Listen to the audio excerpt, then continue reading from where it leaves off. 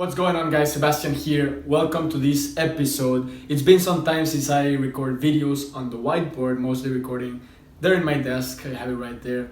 But the whiteboard is always helpful when we're talking about numbers and all those things. But today I want to be talking to you about the cost per purchase of your ads for your e-commerce campaigns when you're selling physical products through Facebook advertisement. This metric called the cost per purchase, which you can pretty much place that column of cost per purchase in your ads manager. So very, very important. I spoke 2 videos ago, I think it was, about the columns that you should have on your ads manager. And one of those is called the cost per purchase. So what is the cost per purchase? The cost per purchase is pretty much how much money you are paying Facebook to generate a sale, okay? So let's just give an example. I'm gonna write here, cost.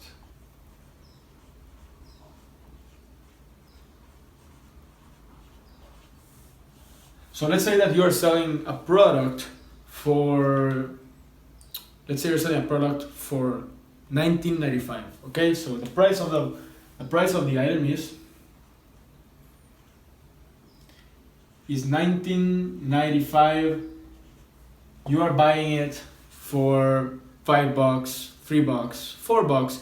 You're selling it at $19.95. Okay, so the cost per purchase, what it means is that how much money you're paying Facebook to generate this $19 sale. So obviously, if you're paying Facebook $20 to generate a $20 sale, you're not making money. So you're paying $20 and you are making a $19 sale, a $19.95. Then you might think that you're break even, but in reality you are not breaking even. Okay. After product costs, fees, and transactions, and paying your virtual assistants, you're actually losing money. So it's very, very important that you understand this metric. Now, on the other hand, I have a cost per purchase of $5. No, $5 is really low. So usually a cost per purchase, like a very good cost per purchase, is like $6 to $8. Some people have lower than this and have a cost per purchase of $5, $4, which is very, very good. Some people have a cost per purchase of $15, right? $20, $30. The cost per purchase really depends on the type of item that you are selling. Okay, so let me give you an example. If you're selling a product that is $10, that's what you are charging people. Are you gonna get more sales or less sales than if you were selling a $100 product? Okay, usually, and I'm not saying this is in most cases, but usually you will generate more sales for a $10 product because people can afford it more. More people can afford a $10 product than a $100 product. In that case, your cost per purchase would go down because more people can afford your product. On the other hand, if you have, and I'm just gonna write this down, let's say you have a $10 product, more people can afford it. But if you have a $100 product, less people can afford it. Okay? So when people buy your product more, okay, for the same amount of money, your cost per purchase goes down. Let's say you're investing $100 per day in Facebook advertisement and you generated 20 sales. That means that every $5 you're generating a $10 sale. Okay, so that's good. A $5 cost per purchase is pretty good. Now, if you're selling a $100 item and you made 2 sales, okay, that means that your cost per purchase is $50. Why? Because you spent $100 and you generated 2 sales of $100. That means that you made $200. So in this case, the cost per purchase is way higher. It's $50. But in the end of the day, you see the numbers. You spend 100, you made 200. So what I'm trying to tell you is that if you have a lower priced item, usually your cost per purchase goes down. If you have a higher priced item, usually your cost per purchase goes up. But a higher cost per purchase doesn't mean that you are not making money. If you are charging more for your product, then you might be making a lot of money with a higher cost per purchase because you are selling for very expensive. On the other hand, if you're selling a $10 product, okay, oops, you're selling a $10 product and you are paying Facebook $5, you are left with $5, okay?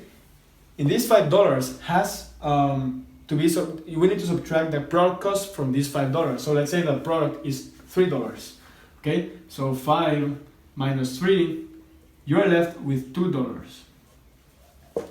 To the $2, you have to subtract the fees, you have to subtract the membership from Shopify, you have to subtract how much you're paying to your virtual assistants. So $2, you know, let's say all of that is $1. So, oopsie, 2 minus 1 equals $1. In this case, pretty much, from a $10 sale, you're keeping in your bank like $1. So that's 10% profit margin, okay?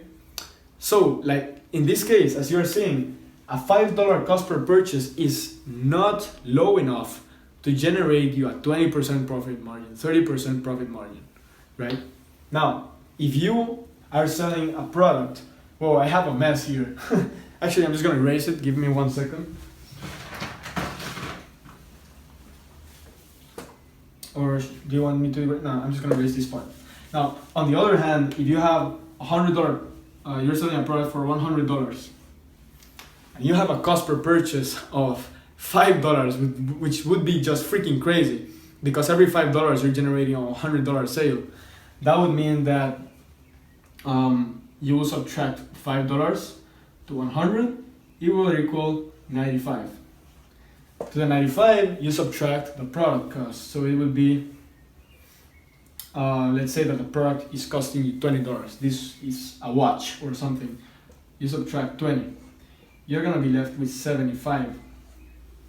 To the 75, you subtract fees and all that stuff. Let's say that you are keeping $70 out of 100.